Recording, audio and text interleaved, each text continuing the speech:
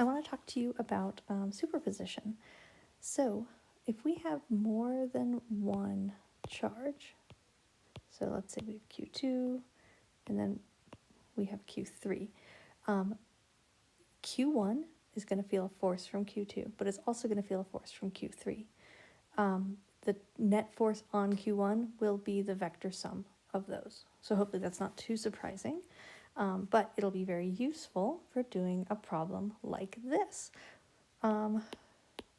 What if I want to find the net force on Q3, and our values are a positive 4 nanocoulombs on Q1. Our Q2 is a negative 2 nanocoulombs, and our Q3 is a positive 3 nanocoulombs. They are 2 meters apart here, 2 meters apart here. Okay, so let's get some new colors, because what we have are a bunch of pairs. Let's just sort of see what's happening here. Q3, what does Q3 feel? If Q3 looks at Q1, they're both positive charges. So Q3 is going to feel a force away from Q1. Let's call that F31. Yeah? Q3 looks at Q2 and says, cool, I'm positive, you're negative, I like you, so I feel a force towards you. We're going to call that F32. So these are it's just begging to talk about Newton's third law pairs here, right? So F32 is the force on 3 by 2. The force on 2 by 3 would look like this. Just kidding. That's a 2. F on 2 by 3. F on 3 by 1, the other half of that, is F on 1 by 3. And let's get a new color, talk about the force on 2 by 1 and the force on 1 by 2. So those are positives and negatives, so they are going to attract. And so I'm just color coding my pairs here so you can see them. Force on 1 by 2. And I know it's been a while since we've done some Newton's third law pairs, so it's a nice little review. But our actual question at the moment is to find the net force on Q3. So we're going to just focus on this. So the magnitude, we want to figure out what the magnitude of those two vectors are, and then we can subtract appropriately. So force on 3 by 1, K Q1 Q3 over, I'm going to call that R13 squared, okay? Where R13 is the distance between 1 and 3. And so that's 9 times 10 to the 9th, and Q1 is 4 times 10 to the negative 9th, because that's a nano, and it's really nice when it's just a nanocoulomb, because as you can see, that 10 to the negative 9, 10 to the 9, just kill each other. All right, but that was Q1.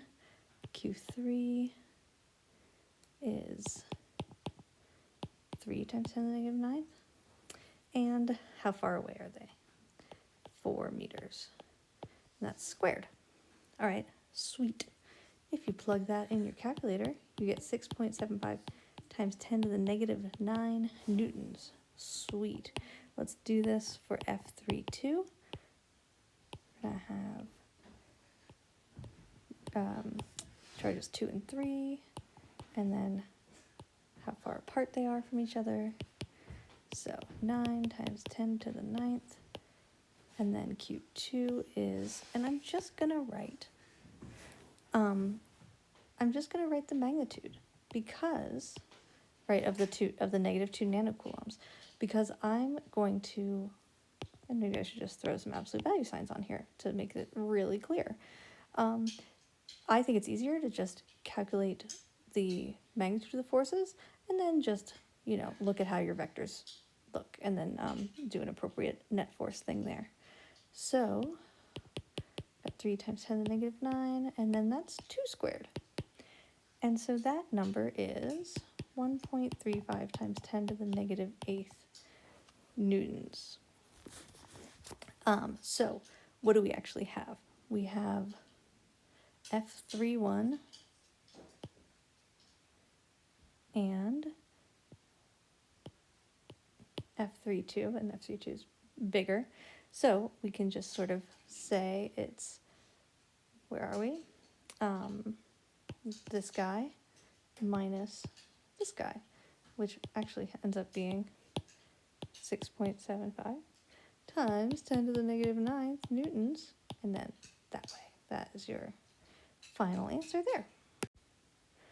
Okay, what if I had a really exciting one like this, and I wanted to know what is the net force on my bottom left charge? We've got the square of charges, 3 plus q's and a minus q. So, why don't I make some pretty pictures? So, this plus q that's the guy that we're looking at, okay? So if I look right above it and I say, what does this charge feel? Because of that, it would feel a force that way, right? To the right, that would make it feel a force that way. And then if we look to the opposite corner, it would feel a force that way. Those magnitudes, of course, these ones on the horizontal and the vertical would have the same values. F equals K, Q times Q over whatever this side is squared. And then the distance that would go into the value for this guy would, of course, be the diagonal. So you'd have to calculate that. But then you just have these 3 vectors and you just add them. So these are the kinds of things that, they might ask you. They might ask you something like in a triangle, right? So here's plus q, here's a minus q, here's a minus q. And what if I wanted to know the net force on that guy? Well, that negative q looks to the bottom left and says, hello, I like you.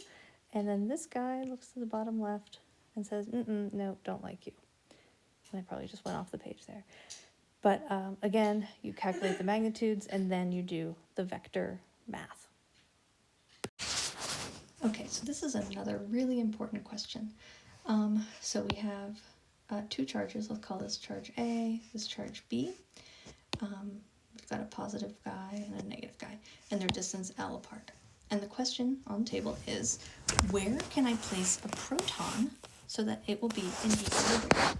So, what needs to be calculated for that? Well, if you place a proton here, here, or here, those 3 different situations, we need to not just look at how the forces from each contribute, but also the directions, right? So if it's in equilibrium, it's going to need to have the force from each one have the same magnitude, but also opposite in directions. So let's think a little bit about this. So if I were a proton here, and I looked at this plus 8q, I would be like, wow, I am quite repulsed by you. And the force would be that way. If I then looked at this negative 2q, I'm like, oh, I'm quite attracted. However, you're really far away and small, so it's not going to be very much, right? Because remember what we're dealing with, we have F equals K, Q1, and then our proton, right? So our proton's just whatever, positive E, if you will, and that distance R away. So again, that red vector was so big because this guy was 8q and my R was reasonably small.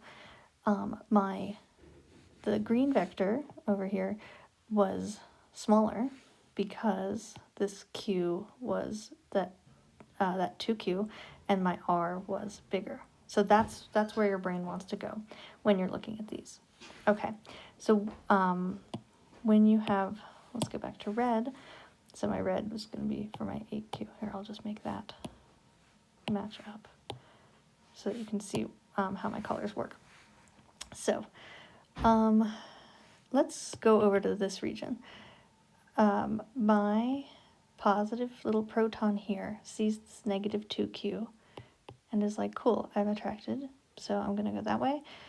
And that 8Q, it does not like, the proton does not like that 8Q.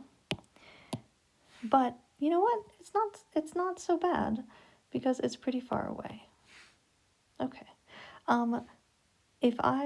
So this one has a chance, right? But let's just make sure, let's look in this center bit.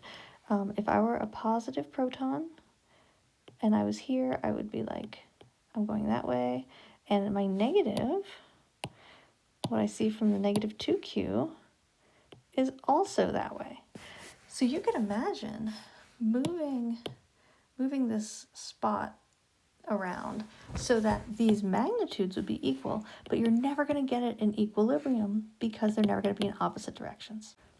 Okay, so if we're going to actually solve this, we need another variable. I need to know what this x is. I need to know how far away do I have to put my proton so that these magnitudes are equal.